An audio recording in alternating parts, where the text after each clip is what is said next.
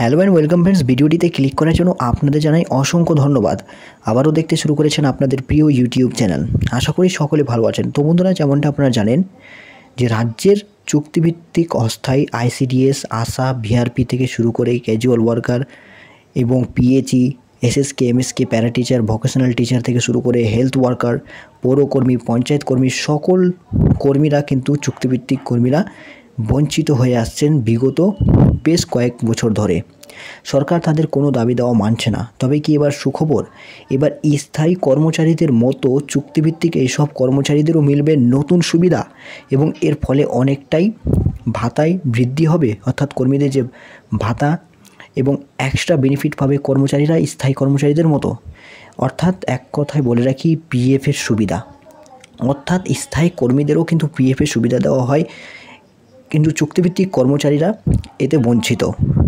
কিন্তু বন্ধুরা, নিয়ম অনুযায়ী পিএফ এর আওতায় স্থায়ী হোক বা চুক্তিভিত্তিক হোক সকল কর্মচারীদের আনা উচিত, কিন্তু রাজ্য সরকার এখনও পর্যন্ত কর্মচারীদের এই সুবিধা দেয়নি। তো এর ফলে একটি নতুন প্রতিবেদন প্রকাশিত হয়েছে। এমনই একটি প্রতিবেদন আনন্দবাজার পত্রিকায় প্রকাশিত হয়েছে। সেই অনুযায়ী চুক্তিভিত্তিক কর্মচারীদের এবার পিএফের সুবিধা মিলবে। তো কি বলা হয়েছে বিস্তারিত তথ্য জানিয়ে দেবো আজকের এই ভিডিওতে। তাই ভিডিওটি স্কিপ না করে শেষ পর্যন্ত অবশ্যই দেখুন। যে কোনো চুক্তিভিত্তিক কর্মচারীদের জন্য হলেও এই প্রতিবেদনটি খুবই গুরুত্বপূর্ণ এবং এই খবরটি বন্ধুরা আপনার বন্ধুবান্ধবের সঙ্গে শেয়ার করুন, যাতে সকলেই এই পিএফ সম্পর্কে জানতে পারে। পিএফ কী এবং এর সুবিধা কিভাবে কর্মচারীরা পাবেন এবং কেন এই নিয়মটি বাধ্যতামূলক করা হয়েছে সকল কর্মচারীদের ক্ষেত্রে বিস্তারিত জানাবো।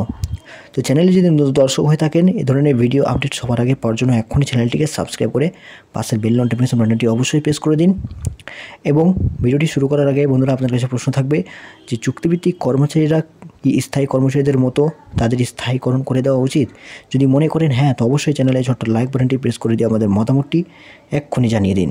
তো আসুন চলে আসছি মূল প্রতিবেদনে। দেখুন বন্ধুরা, কী বলা হয়েছে, চুক্তিভিত্তিক কর্মীদেরও পিএফের সুবিধার দাবি।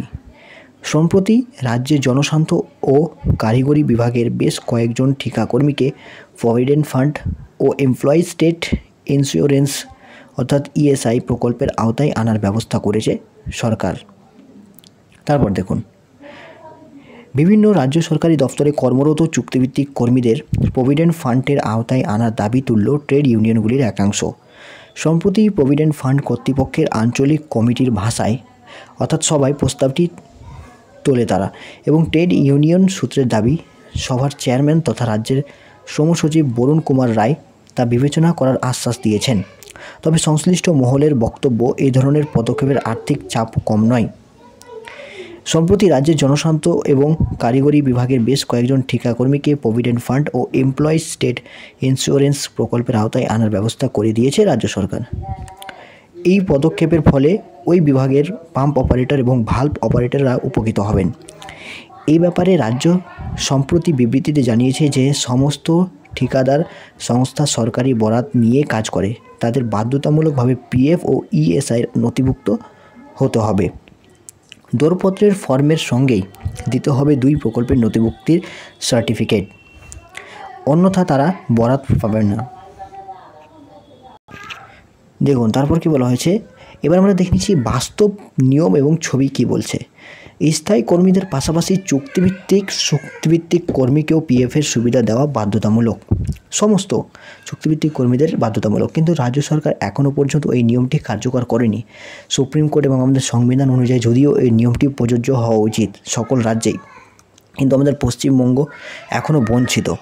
কেন্দ্র ও বিভিন্ন রাজ্যের আওতায় থাকা বহু চুক্তিভিত্তিক কর্মী এই সামাজিক সুরক্ষা পান না। পশ্চিমবঙ্গে civic volunteer, green police, para teacher সহ অস্থায়ী কর্মীর বিপুল সংখ্যা, তাদের বড় অংশ পিএফের বাইরে। সম্প্রতি জনস্বাস্থ্য ও কারিগরি দফতরে কর্মরত পাম্প অপারেটর ও ভাল্ভ অপারেটরদের পিএফে আনা হয়েছে। নির্দেশ, সরকারি বরাত নিয়ে কাজ করা ঠিকাদার সংস্থাকে পিএফ এবং ইএসআইয়ের সঙ্গে নথিভুক্ত থাকতে হবে। বিহারের চুক্তিভিত্তিক শিক্ষকদের পিএফের আওতায় আনা হয়েছে। চুক্তিভিত্তিক কর্মীদের স্থায়ী করা ও পিএফ পিএফে আনতে পদক্ষেপ করেছে ওড়িশা। তারপরে দেখুন, পশ্চিমবঙ্গ সরকারের বিভিন্ন দপ্তরের চুক্তিভিত্তিক কর্মীদের পিএফের সুবিধা দেওয়ার দাবি তুলেছে ইউনিয়ন। পিএফের আঞ্চলিক কমিটির সভায় প্রস্তাবটি তুলেছে তারা। ইএসইউ সাধারণ ইউটিসির সাধারণ সম্পাদক অশোক ঘোষ বলেন, বিভিন্ন রাজ্য সরকারি দপ্তরের অধীনে যে সব চুক্তিভিত্তিক কর্মী আছেন তাদের পিএফের আওতায় আনানোর দাবি জানাচ্ছি। তারপরে দেখুন, সিভিক ভলেন্টিয়ার সহ বিভিন্ন ক্ষেত্রে লক্ষাধিক কর্মীকে চুক্তির ভিত্তিতে নিয়োগ করেছে রাজ্য। তাদের সুরক্ষার জন্যই এই দাবি। এই নিয়োগ মেনে যদি নেই রাজ্য সরকার তাহলে খুবই ভালো হবে। এই নিয়ম মেনে মুখ্যমন্ত্রী মমতা বন্দ্যোপাধ্যায়কে চিঠিও দিয়েছে তারা। দাবি সম্পর্কে শ্রম সচিব বলেন যে প্রস্তাবটি খুবই ভালো, তবে এর সঙ্গে শ্রম দপ্তর ছাড়াও আরও কিছু দপ্তর জড়িত। আমরা তাদের কাছে প্রস্তাবটি ব্যাপারে চিঠি লিখেছি এবং সেটি এখন রাজ্য সরকারের বিবেচনাধীন। অতিরিক্ত কেন্দ্রীয় provident fund commissioner Rajib Bhattacharya জানান, পিএফ আইনে স্থায়ী ছাড়াও সরকারি এবং বেসরকারি সব চুক্তিভিত্তিক কর্মীকেও এই প্রকল্পে আনা বাধ্যতামূলক। ইপিএফও সূত্রের খবর, পূর্বাঞ্চল, ওড়িশা এবং বিহার ইতিমধ্যেই চুক্তিভিত্তিক সরকারি কর্মীকে পিএফের আওতায় আনা হয়েছে। বিহারে 3.58 লক্ষ চুক্তিভিত্তিক শিক্ষক পিএফের সুবিধা পাচ্ছেন। উড়িষ্যায় সম্প্রতি 57,000 চুক্তিভিত্তিক কর্মীকে স্থায়ী করতে বিজ্ঞপ্তি জারি করেছে রাজ্য। এর ফলে ভবিষ্যনিধি প্রকল্পে আসবেন তারাও। এর জন্য উড়িষ্যার বার্ষিক যে খরচ রয়েছে তা বেড়ে চলেছে 1300 কোটি টাকা। অশোকবাবুর কথায় পশ্চিমবঙ্গে সিভিক ভলেন্টিয়ারদের সংখ্যা 1 লক্ষেরও বেশি। এছাড়াও সবুজ পুলিশ, যাদের গ্রিন পুলিশ বলা হয়, বন দপ্তরের সহায়ক, para teacher, ICDS, anganwadi helper worker, casual worker, এসএসকেএমএসকে, vocational teacher, ICD computer teacher ইত্যাদি পদে বহু কর্মরত চুক্তিভিত্তিক কর্মী নিযুক্ত। তাদের সামাজিক সুরক্ষার ব্যবস্থা করতে পিএফের আওতায় আনার জন্য রাজ্যের কাছে দাবি জানিয়েছি। তো বন্ধুরা, বিশাল সুখবর বলা যেতে পারে। এবার কিন্তু সরকার ভাবনা চিন্তা শুরু করে দিয়েছে এবং এই নিয়ে পিএফের দাবি নিয়ে ইউনিয়নগুলি রাজ্য সরকারকে চিঠি দিয়েছে এবং এই চিঠি ইতিমধ্যেই নবান্নে পৌঁছে গেছে। সেখানে এখন সরকার বিবেচনা করছে যে কীভাবে নিয়মটি চালু করা যায়। তো বন্ধুরা, এদের টনক এখন নড়ছে। সরকারকে যদি আমরা আন্দোলন করার পর যদি মেনে নেই তাহলে সেটা অন্য ব্যাপার। এবং আন্দোলন ছাড়া সরকারকে বিভিন্ন সরকার আন্দোলন ছাড়াও কর্মীদের এই সুবিধা দিয়েছে। আপনি উড়িষ্যা বলুন, বিহার বলুন, সিকিম বলুন, সব রাজ্যে কিন্তু এই নিয়ম প্রযোজ্য হয়ে গেছে। ব্যতিক্রম শুধুমাত্র আমাদের পশ্চিমবাংলা। তাহলে এই পশ্চিমবঙ্গ ব্যতিক্রম কেন থাকবে? অবশ্যই তারা দাবি তুলেছে। এবার ভিডিওটি বন্ধুরা আপনারা অবশ্যই শেয়ার করুন যাতে সকলে খবরটি জানতে পারে। সমস্ত ভিডিও আপনারা এখানেই পাবেন। চ্যানেলটি সাবস্ক্রাইব করে রাখুন এবং অবশ্যই শেয়ার করুন। ধন্যবাদ।